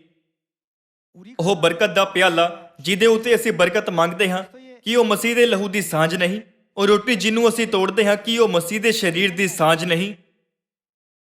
ਇੱਥੇ ਜਦੋਂ ਉਹ ਕਹਿੰਦੇ ਹੈ ਕਿ ਇਹ ਸਾਂਝ ਨਹੀਂ, ਤਦ ਉਹ ਇਹ ਨਹੀਂ ਕਹਿ ਰਿਹਾ ਕਿ ਇਹ ਸਾਂਝ ਨਹੀਂ ਹੈ, ਬਲਕਿ ਇਹ ਜ਼ੋਰ ਦੇ ਰਿਹਾ ਹੈ ਕਿ ਫਸਾਹ ਦੇ ਦਾਖਰਸ ਦਾ ਪਿਆਲਾ ਜਿਸ ਤੇ ਅਸੀਂ ਧੰਨਵਾਦ ਕਰਦੇ ਹਾਂ ਮਸੀਹ ਦੇ ਲਹੂ ਦੀ ਸਾਂਝ ਹੈ। ਉਹਨਾਂ ਨੇ ਕਿਹਾ, ਇਹ ਰੋਟੀ ਜਿਸ ਨੂੰ ਅਸੀਂ ਤੋੜਦੇ ਹਾਂ, ਕੀ ਇਹ ਮਸੀਹ ਦੇ ਸਰੀਰ ਦੀ ਸਾਂਝ ਨਹੀਂ? ਅਸੀਂ ਮਸੀਹ ਦੇ ਸਰੀਰ ਅਤੇ ਲਹੂ ਵਿੱਚ ਕਿਵੇਂ ਭਾਗ ਲੈਂਦੇ ਹਾਂ? ਆਓ ਅਸੀਂ ਵਚਨ 17 ਵਿੱਚ ਇਸ ਦਾ ਜਵਾਬ ਲੱਭੀਏ। ਰੋਟੀ ਇੱਕੋ ਹੈ, ਇਸ ਲਈ ਅਸੀਂ ਜੋ ਬਾਲੇ ਹਾਂ ਸੋ ਰਲ ਕੇ ਇੱਕ ਸਰੀਰ ਹਾਂ, ਕਿਉਂ ਜੋ ਅਸੀਂ ਸਭੇ ਇੱਕ ਰੋਟੀ ਵਿੱਚ ਸਾਂਝੀ ਹਾਂ। ਫਸਾਹ ਦੀ ਰੋਟੀ ਅਤੇ ਦਾਖਰਸ ਦਿੰਦੇ ਹੋਏ ਯਿਸੂ ਨੇ ਕਿਹਾ, ਇਹ ਮੇਰਾ ਮਾਂਸ ਹੈ, ਇਹ ਮੇਰਾ ਲਹੂ ਹੈ। ਇਸ ਲਈ ਉਹ ਕਿਹੜਾ ਸਮਾਰੋਹ ਹੈ ਜਿਸ ਦੇ ਦੁਆਰਾ ਅਸੀਂ ਮਸੀਹ ਦੇ ਮਾਂਸ ਅਤੇ ਲਹੂ ਵਿੱਚ ਭਾਗ ਲੈ ਸਕਦੇ ਹਾਂ? ਉਹ ਫਸਾਹ ਹੈ ਜਿਸ ਨੂੰ ਅੱਜ ਅਸੀਂ ਮਨਾ ਰਹੇ ਹਾਂ। ਇਸ ਪਵਿੱਤਰ ਫਸਾਹ ਦੀ ਵਿਧੀ ਵਿੱਚ ਭਾਗ ਲੈਣ ਵਾਲੇ ਸਾਰੇ ਲੋਕ ਪਰਮੇਸ਼ਵਰ ਨੂੰ ਪਿਤਾ ਤੇ ਮਾਤਾ ਬੁਲਾਉਣ ਦੀ ਯੋਗਤਾ ਪ੍ਰਾਪਤ ਕਰਦੇ ਹਨ। ਉਹਨਾਂ ਨੂੰ ਪਰਮੇਸ਼ਵਰ ਦੀ ਸੰਤਾਨ ਸੱਦੇ ਜਾਣ ਦਾ ਅਧਿਕਾਰ ਪ੍ਰਾਪਤ ਹੁੰਦਾ ਹੈ। ਇਸ ਤਰ੍ਹਾਂ ਇਸ ਲਈ ਹੈ ਕਿਉਂਕਿ ਇੱਕ ਸੰਤਾਨ ਇਹ ਹੈ ਜੋ ਆਪਣੇ ਮਾਤਾ ਪਿਤਾ ਦਾ ਮਾਂਸ ਅਤੇ ਲਹੂ ਵਿਰਾਸਤ ਵਿੱਚ ਪਾਉਂਦੀ ਹੈ। ਭਾਵੇਂ ਹੀ ਸਮੁੰਦਰ ਦੇ ਬਰੇਤੇ ਵਾਂਗ ਦੁਨੀਆ ਵਿੱਚ ਬਹੁਤ ਸਾਰੇ ਈਸਾਈ ਹਨ, ਪਰ ਉਹ ਸਿਰਫ ਹੇ ਪ੍ਰਭੂ ਮੈਨੂੰ ਤੁਹਾਡੇ ਤੇ ਵਿਸ਼ਵਾਸ ਹੈ ਇਹ ਕਹਿ ਕੇ ਪਰਮੇਸ਼ਵਰ ਦੀ ਸੰਤਾਨ ਨਹੀਂ ਬਣਦੇ। ਸਾਨੂੰ ਉਹ ਹੋਣਾ ਚਾਹੀਦਾ ਹੈ ਜੋ ਮਸੀਹ ਦੇ ਪਵਿੱਤਰ ਸਰੀਰ ਵਿੱਚ ਅਤੇ ਮਸੀਹ ਦੇ ਕੀਮਤੀ ਲਹੂ ਵਿੱਚ ਭਾਗ ਲੈਂਦੇ ਹਨ। ਉਹ ਕੌਣ ਹਨ ਜਿਨ੍ਹਾਂ ਨੇ ਉਹਨਾਂ ਦੇ ਮਾਂਸ ਅਤੇ ਲਹੂ ਵਿੱਚ ਭਾਗ ਲਿਆ ਹੈ? ਉਹ ਉਹੀ ਹਨ ਜਿਨ੍ਹਾਂ ਨੇ ਫਸਾਹ ਮਨਾਇਆ ਹੈ। ਇਸ ਲਈ ਫਸਾਹ ਦੀ ਰੋਟੀ ਦਿੰਦੇ ਹੋਏ ਯਿਸੂ ਨੇ ਕੀ ਕਿਹਾ? ਮੇਰੀ ਯਾਦਗਿਰੀ ਵਿੱਚ ਇਸ ਨੂੰ ਖਾਓ। ਅਤੇ ਦਾਖਰਸ ਦਿੰਦੇ ਹੋਏ ਉਹਨਾਂ ਨੇ ਕੀ ਕਿਹਾ? ਮੇਰੀ ਯਾਦਗਿਰੀ ਵਿੱਚ ਇਸ ਨੂੰ ਪੀਓ। ਕੀ ਉਹਨਾਂ ਨੇ ਕਿਹਾ ਕਿ ਸਾਨੂੰ ਇਸ ਨੂੰ ਸਿਰਫ ਇੱਕ ਵਾਰ ਮਨਾਉਣ ਦੀ ਜ਼ਰੂਰਤ ਹੈ? ਉਹਨਾਂ ਨੇ ਸਾਨੂੰ ਸਿਖਾਇਆ ਕਿ ਇਹ ਮਸੀਹ ਦਾ ਇੱਕ ਕੀਮਤੀ ਹੁਕਮ ਹੈ ਅਤੇ ਨਵੇਂ ਨੇਮ ਦੀ ਵਿਵਸਥਾ ਹੈ ਜਿਸ ਨੂੰ ਉਹਨਾਂ ਦੇ ਆਉਣ ਤੱਕ ਹਮੇਸ਼ਾ ਦੇ ਲਈ ਮਨਾਇਆ ਜਾਣਾ ਚਾਹੀਦਾ ਹੈ। 3500 ਸਾਲ ਪਹਿਲਾਂ ਮਿਸਰ ਵਿੱਚ ਇਜ਼ਰਾਈਲੀਆਂ ਦੇ ਘਰਾਂ ਦੇ ਦਰਵਾਜ਼ੇ ਤੇ ਦੋਹੀ ਭਾਈ ਅਤੇ ਸਿਰ ਉੱਤੇ ਫਸਾ ਦੇ ਲੇਲੇ ਦਾ ਲਹੂ ਲਗਾਇਆ ਗਿਆ ਸੀ। 오늘날 유월절 어린 양의 피로 표상되어 있는 예수 ਉਸੇ ਤਰ੍ਹਾਂ ਜੋ ਲੋਕ ਫਸਾ ਦੇ ਲੇਲੇ ਦੀ ਅਸਲੀਅਤ ਯਿਸੂ ਮਸੀਹ ਦੇ ਕੀਮਤੀ ਲਹੂ ਵਿੱਚ ਮਤਲਬ ਫਸਾ ਦੀ ਰੋਟੀ ਅਤੇ ਦਾਖਰਸ ਵਿੱਚ ਭਾਗ ਲੈਂਦੇ ਹਨ, ਉਹਨਾਂ ਵਿੱਚ ਯਿਸੂ ਹੋ ਸਕਦੇ ਹਨ। 전부 ਉਹ ਯਿਸੂ ਵਿੱਚ ਬਣੇ ਰਹਿ ਸਕਦੇ ਹਨ ਕਿਉਂਕਿ ਉਹਨਾਂ ਦੇ ਕੋਲ ਮਸੀਹ ਦਾ ਮਾਂਸ ਅਤੇ ਕੀਮਤੀ ਲਹੂ ਹੈ। 내 안에 있을 것이다. ਕੋਈ ਫਰਕ ਨਹੀਂ ਪੈਂਦਾ ਕਿ ਸਾਡੇ ਉੱਪਰ ਕਿਹੜੀਆਂ ਮੁਸੀਬਤਾਂ ਜਾਂ ਵਿਪਤਾਵਾਂ ਆਉਂਦੀਆਂ ਹਨ, ਉਹ ਸਾਰੀਆਂ ਸਾਡੇ ਉੱਪਰੋਂ ਪਾਰ ਹੋ ਜਾਣਗੀਆਂ। 유월절을 ਇਸ ਕਰਕੇ ਇਸ ਨੂੰ ਫਸਾ ਕਿਹਾ ਜਾਂਦਾ ਹੈ। 패스한다고 했죠. 재앙이 ਜਦੋਂ ਨਸ਼ਟ ਕਰਨ ਵਾਲੇ ਸਵਰਗਦੂਤ ਇੱਕ ਵਿਪਤਾ ਦੇ ਨਾਲ ਆਉਂਦਾ ਹੈ ਤਦ ਉਹ ਉਹਨਾਂ ਲੋਕਾਂ ਨੂੰ ਦੇਖੇਗਾ ਜਿਨ੍ਹਾਂ ਨੇ ਫਸਾ ਮਨਾਇਆ ਹੈ ਅਤੇ ਕਹੇਗਾ 지나가 버린다. 패스오버 ਮੈਨੂੰ ਉਹਨਾਂ ਤੇ ਵਿਪਤਾ ਨਹੀਂ ਲਿਆਉਣੀ ਚਾਹੀਦੀ ਕਿਉਂਕਿ ਪਰਮੇਸ਼ਵਰ ਉਹਨਾਂ ਵਿੱਚ ਹੈ। ਇਸ ਕਾਰਨ ਨਾਲ 의미 자체도 ਉਹ ਉਹਨਾਂ ਤੋਂ ਲੰਘ ਜਾਵੇਗਾ। 라는 뜻에서 너무 ਇਸੇ ਕਾਰਨ 건 ਪਰਮੇਸ਼ਵਰ ਨੇ ਇਸ ਪਰਵ ਨੂੰ 유월절이라고 ਫਸਾ ਕਿਹਾ ਹੈ। 있지 않습니까? 예. 그래서 ਇਸ ਲਈ ਅੱਜ ਤੁਸੀਂ ਅਤੇ ਮੈਂ ਇਸ ਪਵਿੱਤਰ ਫਸਾ ਨੂੰ ਮਨਾ ਕੇ ਮਸੀਹ ਦੇ ਸਰੀਰ ਅਤੇ ਲਹੂ ਵਿੱਚ ਭਾਗ ਲੈ ਰਹੇ ਹਾਂ। 이 거룩한 유월절을 지킴으로 말미암아서 성령 ਇਸ ਦੇ ਦੁਆਰਾ ਆਤਮਾ ਤੇ ਲਾੜੀ ਖੁਦ ਸਾਨੂੰ ਆਪਣੀਆਂ ਸੰਤਾਨਾਂ ਦੇ ਰੂਪ ਵਿੱਚ ਬੁਲਾਉਂਦੇ ਹਨ 하나님에 대해서 ਅਤੇ ਅਸੀਂ ਪਰਮੇਸ਼ਵਰ ਨੂੰ ਹੇ ਅੱਬਾ ਹੇ ਪਿਤਾ ਕਹਿ ਸਕਦੇ ਹਾਂ। 우리 그 장면 ਆਓ ਅਸੀਂ ਰੋਮੀਆਂ ਦੀ ਪੁਸਤਕ ਅਧਿਆਇ 8 ਵਿੱਚ ਇਸ ਦੀ ਪੁਸ਼ਟੀ ਕਰੀਏ। 확인해 봅시다. ਰੋਮੀਆਂ ਅਧਿਆਇ 8 ਵਚਨ 16 ਵਿੱਚ ਲਿਖਿਆ ਹੈ, ਆਤਮਾ ਆਪ ਹੀ ਸਾਖੀ ਦਿੰਦਾ ਹੈ 이 내용 ਕਿ ਅਸੀਂ ਪਰਮੇਸ਼ਵਰ ਦੇ ਸੰਤਾਨ ਹਾਂ। 직접 우리를 하나님의 자녀라고 증거하시는 장면입니다. ਉਹ ਆਤਮਾ ਆਪ ਸਾਡੇ ਆਤਮਾ ਦੇ ਨਾਲ ਸਾਖੀ ਦਿੰਦਾ ਹੈ ਭਾਈ ਅਸੀਂ ਪਰਮੇਸ਼ਵਰ ਦੇ ਬਾਲਕ ਹਾਂ। 것을 증거하신다라고 했습니다. ਕੌਣ ਸਾਖੀ ਦਿੰਦਾ ਹੈ ਕਿ ਅਸੀਂ ਪਰਮੇਸ਼ਵਰ ਦੀ ਸੰਤਾਨ ਹਾਂ? 증거하신다고요? ਆਤਮਾ ਖੁਦ ਇਸ ਦੀ ਸਾਖੀ ਦਿੰਦਾ ਹੈ। 증거하신다고 했어요. ਉਹ ਕਿਸ ਦੇ ਦੁਆਰਾ ਪਛਾਣਦੇ ਹਨ ਕਿ ਉਹ ਉਹਨਾਂ ਦੀ ਸੰਤਾਨ ਹੈ ਜਾਂ ਨਹੀਂ? ਉਹਨਾਂ ਦੇ ਲਹੂ ਦੇ ਦੁਆਰਾ। ਪੁਰਾਣੇ ਦਿਨਾਂ ਵਿੱਚ ਲੋਕ ਇਹ ਦੇਖ ਕੇ ਕਿ ਸੰਤਾਨਾਂ ਦੇ ਚਿਹਰੇ ਕਿਸ ਦੇ ਵਾਂਗ ਹਨ ਇਹ ਨਿਆਂ ਕਰਦੇ ਸਨ ਕਿ ਉਹ ਕਿਸ ਦੀ ਸੰਤਾਨ ਹਨ। ਪਰ ਇਹਨਾਂ ਦਿਨਾਂ ਵਿੱਚ ਇਹ ਡੀਐਨਏ ਜਾਂਚ ਦੁਆਰਾ ਮਤਲਬ ਉਹਨਾਂ ਦੇ ਲਹੂ ਦੁਆਰਾ ਸਿਰਫ 1 ਸੈਕਿੰਡ ਵਿੱਚ ਸਾਬਿਤ ਕੀਤਾ ਜਾ ਸਕਦਾ ਹੈ। ਉਸੇ ਤਰ੍ਹਾਂ ਅੰਤਮ ਦਿਨ ਤੇ ਪਰਮੇਸ਼ਵਰ ਉਹਨਾਂ ਲੋਕਾਂ ਦੇ ਵਿੱਚ ਅੰਤਰ ਕਰਨਗੇ ਜਿਨ੍ਹਾਂ ਦੇ ਅੰਦਰ ਪਰਮੇਸ਼ਵਰ ਨੇ ਆਪਣਾ ਮਾਂਸ ਅਤੇ ਲਹੂ ਪਾਇਆ ਹੈ ਅਤੇ ਜਿਨ੍ਹਾਂ ਦੇ ਅੰਦਰ ਨਹੀਂ ਪਾਇਆ ਹੈ। ਪਰਮੇਸ਼ਵਰ ਉਹਨਾਂ ਲੋਕਾਂ ਤੇ ਆਪਣੀਆਂ ਸੰਤਾਨਾਂ ਦੇ ਰੂਪ ਵਿੱਚ ਮੋਹਰ ਲਗਾਉਂਦੇ ਹਨ ਅਤੇ ਸਵੀਕਾਰ ਕਰਦੇ ਹਨ ਜਿਨ੍ਹਾਂ ਦੇ ਕੋਲ ਮਸੀਹ ਦਾ ਮਾਂਸ ਅਤੇ ਕੀਮਤੀ ਲਹੂ ਹੈ ਅਤੇ ਜਿਨ੍ਹਾਂ ਲੋਕਾਂ ਦੇ ਕੋਲ ਇਹ ਨਹੀਂ ਹੈ ਉਹਨਾਂ ਨੂੰ ਇਹ ਕਹਿੰਦੇ ਹੋਏ ਦੂਰ ਕਰਦੇ ਹਨ ਮੇਰੇ ਕੋਲੋਂ ਦੂਰ ਚਲੇ ਜਾਓ। ਅਸੀਂ ਪਵਿੱਤਰ ਫਸਾ ਦੇ ਪਵਿੱਤਰ ਭੋਜ ਵਿੱਚ ਭਾਗ ਲੈਣ ਜਾ ਰਹੇ ਹਾਂ ਜਿਸ ਦੇ ਦੁਆਰਾ ਅਸੀਂ ਮਸੀਹ ਦੇ ਮਾਂਸ ਅਤੇ ਕੀਮਤੀ ਲਹੂ ਵਿੱਚ ਭਾਗ ਲੈ ਸਕਦੇ ਹਾਂ। 만찬 예식을 눈앞에 두고 ਸਾਨੂੰ ਇਹ ਸਿਰਫ ਰੋਟੀ ਦਾ ਟੁਕੜਾ ਅਤੇ ਦਾਖਰਸ ਦਾ ਇੱਕ ਪਿਆਲਾ ਨਹੀਂ ਮੰਨਣਾ ਚਾਹੀਦਾ 한 잔으로 얘기를 ਪਰ ਸਾਨੂੰ ਸਾਰਿਆਂ ਨੂੰ ਇਹ ਪੂਰੀ ਤਰ੍ਹਾਂ ਨਾਲ ਵਿਸ਼ਵਾਸ ਕਰਦੇ ਹੋਏ ਕਿ ਉਹ ਪਰਮੇਸ਼ਵਰ ਦਾ ਪਵਿੱਤਰ ਸਰੀਰ ਅਤੇ ਲਹੂ ਹੈ 또 하나님의 ਜੋ ਸਾਨੂੰ ਬਚਾਉਣ ਦੇ ਲਈ ਆਏ ਹਨ। 믿음을 갖고 ਫਸਾਦ ਦੀ ਵਿਧੀ ਵਿੱਚ ਭਾਗ ਲੈਣਾ ਚਾਹੀਦਾ ਹੈ। 참여하는 우리 모두가 되어야 되겠습니다. 그래 할 ਜਦੋਂ ਅਸੀਂ ਇਸ ਤਰ੍ਹਾਂ ਕਰਦੇ ਹਾਂ ਤਦ ਪਰਮੇਸ਼ਵਰ ਖੁਦ ਸਾਨੂੰ ਆਪਣੀਆਂ ਸੰਤਾਨਾਂ ਦੇ ਰੂਪ ਵਿੱਚ ਸਵੀਕਾਰ ਕਰਦੇ ਹਨ। 이 ਦੁਨੀਆ ਵਿੱਚ ਬਹੁਤ ਸਾਰੇ ਚਰਚ ਹਨ ਜੋ ਫਸਾਦ ਨਹੀਂ ਮਨਾਉਂਦੇ ਭਾਵੇਂ ਇਹ ਬਾਈਬਲ ਵਿੱਚ ਅਣਗਿਣਤ ਵਾਰ ਲਿਖਿਆ ਗਿਆ ਹੈ। ਇਹ ਅਸਲ ਵਿੱਚ ਹੈਰਾਨ ਕਰਨ ਵਾਲਾ ਹੈ। 경제 ਬਾਈਬਲ ਵਿੱਚ ਯੀਸ਼ੂ ਨੇ ਸਪਸ਼ਟ ਰੂਪ ਨਾਲ ਕਿਹਾ ਕਿ 원하시고 ਉਹਨਾਂ ਨੂੰ ਇਸ ਨੂੰ ਮਨਾਉਣ ਦੀ ਵੱਡੀ ਇੱਛਾ ਸੀ ਅਤੇ ਉਹਨਾਂ ਨੇ ਇਸ ਨੂੰ ਮਨਾਇਆ। 사도 요한도 ਪਤਰਸ ਰਸੂਲ ਯਹੂਨਾ ਅਤੇ ਯੀਸ਼ੂ ਦੇ ਹੋਰ ਚੇਲੇ ਅਤੇ ਪਹਿਲਾ ਚਰਚ ਦੇ ਸੰਤਾਂ ਨੇ ਵੀ ਇਸ ਨੂੰ ਮਨਾਇਆ। 구원을 위해서 달려가는 ਉਹ ਸਾਰੇ ਜੋ ਮੁਕਤੀ ਦੇ ਵੱਲ ਦੌੜ ਰਹੇ ਸੀ 유월절에 ਉਹਨਾਂ ਨੇ ਇਸ ਨੂੰ ਮਨਾਇਆ।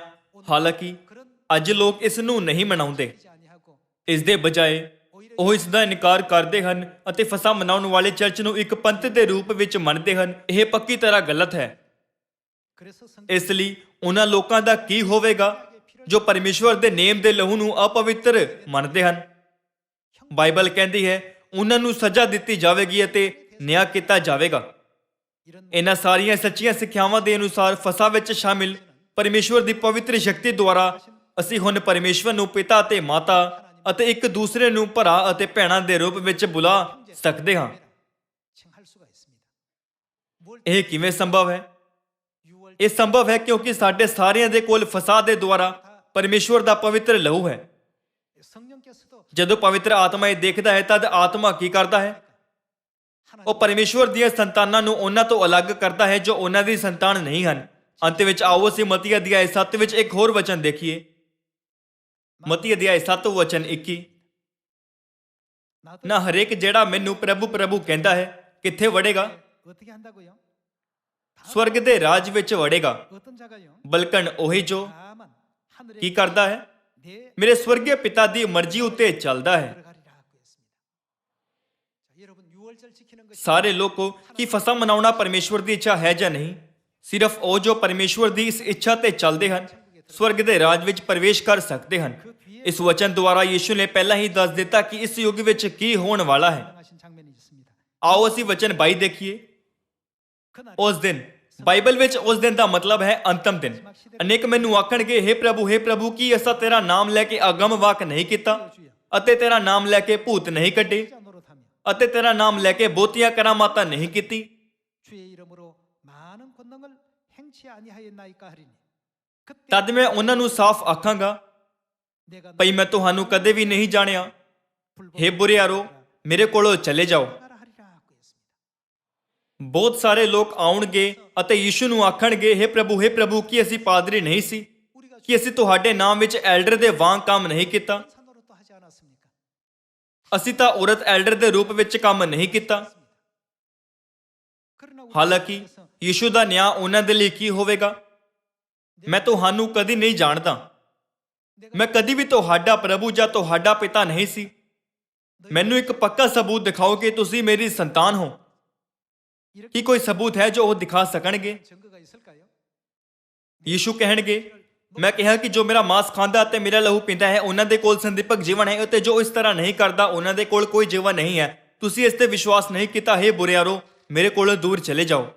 ਸਾਰੇ ਲੋਕੋ 3500 ਸਾਲ ਪਹਿਲਾਂ ਦਾ ਮਿਸਰ ਦੇਸ਼ ਅੱਜ ਦੇ ਪਾਪ ਨਾਲ ਭਰੇ ਸੰਸਾਰ ਦਾ ਪ੍ਰਤੀਕ ਹੈ। 상하고 있는 것입니다. 이 ਇਸ ਪਾਪ ਨਾਲ ਭਰੇ ਸੰਸਾਰ ਵਿੱਚ ਇਹ ਕਿਵੇਂ ਫੈਸਲਾ ਕੀਤਾ ਜਾਵੇਗਾ ਕਿ ਕੌਣ ਬਚਾਇਆ ਜਾਵੇਗਾ ਅਤੇ ਕਿਸ ਦਾ ਨਿਆਂ ਕੀਤਾ ਜਾਵੇਗਾ? 6월절을 지키지 아니하 ਮਿਸਰ ਦੇਸ਼ ਵਿੱਚ ਪਰਮੇਸ਼ਵਰ ਦੇ ਨਿਆਂ ਦਾ ਮਾਨਕ ਇਹ ਸੀ ਕਿ ਘਰਾਣੇ ਨੇ ਫਸਾ ਮਨਾਇਆ ਜਾਂ ਨਹੀਂ। 나눠 놓으신 것처럼 우리가 ਉਸੇ ਤਰ੍ਹਾਂ ਇਸ ਪਵਿੱਤਰ ਆਤਮਾ ਦੇ ਯੁੱਗ ਵਿੱਚ ਵੀ ਪਰਮੇਸ਼ਵਰ ਫਸਾਦ ਦੇ ਦੁਆਰਾ ਉਹਨਾਂ ਲੋਕਾਂ ਨੂੰ ਅਲੱਗ ਕਰਦੇ ਹਨ ਜੋ ਬਚਾਏ ਜਾਣਗੇ ਅਤੇ ਜੋ ਨਹੀਂ। 나누십니다. ਪਰਮੇਸ਼ਵਰ ਫਸਾਦ ਦੇ ਦੁਆਰਾ ਉਹਨਾਂ ਲੋਕਾਂ ਵਿੱਚੋਂ ਜਿਨ੍ਹਾਂ ਦੇ ਕੋਲ ਮਸੀਹ ਦਾ ਮਾंस ਅਤੇ ਲਹੂ ਨਹੀਂ ਹੈ ਉਹਨਾਂ ਲੋਕਾਂ ਨੂੰ ਅਲੱਗ ਕਰਨਗੇ ਜਿਨ੍ਹਾਂ ਦੇ ਕੋਲ ਮਸੀਹ ਦਾ ਮਾंस ਅਤੇ ਲਹੂ ਹੈ। ਪਰਮੇਸ਼ਵਰ ਉਹਨਾਂ ਲੋਕਾਂ ਦੀ ਅਗਵਾਈ ਸੰਦੀਪਕ ਮੁਕਤੀ ਵਿੱਚ ਕਰਨਗੇ ਜਿਨ੍ਹਾਂ ਦੇ ਕੋਲ ਮਸੀਹ ਦਾ ਮਾंस ਅਤੇ ਲਹੂ ਉਹਨਾਂ ਦਾ ਨੇਮ ਹੈ। ਪਰ ਜਿਨ੍ਹਾਂ ਦੇ ਕੋਲ ਉਹ ਨਹੀਂ ਹੈ ਉਹ ਉਹਨਾਂ ਲੋਕਾਂ ਨੂੰ ਨਿਆਂ ਦੀ ਸੰਦੀਪਕ ਸਜ਼ਾ ਦੇਣਗੇ। ਇਹ ਉਹਨਾਂ ਸਾਰੀਆਂ ਸਿੱਖਿਆਵਾਂ ਦਾ ਮੂਲ ਹੈ 모든 ਜੋ ਅਸੀਂ ਬਾਈਬਲ ਵਿੱਚ ਪਾਉਂਦੇ ਹਾਂ। 핵심이라고 볼 수 있겠습니다. 오늘 ਅੱਜ ਅਸੀਂ ਇਸ ਬਹੁਤ ਮਹੱਤਵਪੂਰਨ ਵਿਧੀ ਵਿੱਚ ਭਾਗ ਲੈ ਰਹੇ ਹਾਂ। 오늘은 ਅੱਜ ਅਸੀਂ ਸਾਰੇ ਅਸਲ ਵਿੱਚ ਬਹੁਤ ਧਨ ਹਾਂ। 하나님 ਪਰਮੇਸ਼ਵਰ ਨੇ ਸਾਨੂੰ ਜਿਸ ਦਾ ਵਾਅਦਾ ਕੀਤਾ ਹੈ 또 넉넉히 ਇਸ ਵਿੱਚ ਅਸੀਂ ਸ਼ਾਹੀ ਸਵਾਗਤ ਪ੍ਰਾਪਤ ਕਰ ਸਕਦੇ ਹਾਂ। 하신 것입니다. ਭਾਵੇਂ ਹੀ ਸਾਡੇ ਕੋਲ ਧਰਤੀ ਤੇ ਥੋੜੇ ਚਿਰ ਦਾ ਕਸ਼ਟ ਅਤੇ ਮੁਸ਼ਕਿਲਾਂ ਹਨ 이 땅에 ਫਿਰ ਵੀ ਆਓ ਅਸੀਂ ਇੱਕ ਧਨ ਅਤੇ ਚਮਕਦਾਰ ਭਵਿੱਖ ਦੀ ਆਸ ਰੱਖੀਏ 나한테는 하늘 ਕਿ ਸਾਡੇ ਕੋਲ ਸਵਰਗੀ ਪਿਤਾ ਅਤੇ ਸਵਰਗੀ ਮਾਤਾ ਜੀ ਹਨ 천국 우리 ਅਤੇ ਸਵਰਗ ਦਾ ਰਾਜ ਸਾਡਾ ਸੱਚਾ ਘਰ ਹੈ। ਵੱਡੀ ਆਸ ਦੇ ਨਾਲ ਆਓ ਅਸੀਂ ਵਿਸ਼ਵਾਸ ਨਾਲ ਭਰਪੂਰ, ਹੌਸਲੇ ਨਾਲ ਭਰਪੂਰ ਅਤੇ ਉਤਸ਼ਾਹ ਨਾਲ ਭਰਪੂਰ ਜੀਵਨ ਬਿਤਾਈਏ। ਸਾਨੂੰ ਇਸ ਫਸਾਦ ਦੀ ਵਿਧੀ ਵਿੱਚ ਸੱਦਣ ਲਈ 불러주신 ਸਵਰਗੀ ਪਿਤਾ ਅਤੇ ਮਾਤਾ ਜੀ ਨੂੰ ਧੰਨਵਾਦ ਅਤੇ ਵਡਿਆਈ ਦਿੰਦੇ ਹੋਏ ਮੈਂ ਅੱਜ ਦਾ ਉਪਦੇਸ਼ ਨੂੰ ਖਤਮ ਕਰਨਾ ਚਾਹੁੰਦਾ ਹਾਂ। ਤੁਹਾਡਾ ਬਹੁਤ ਬਹੁਤ ਧੰਨਵਾਦ।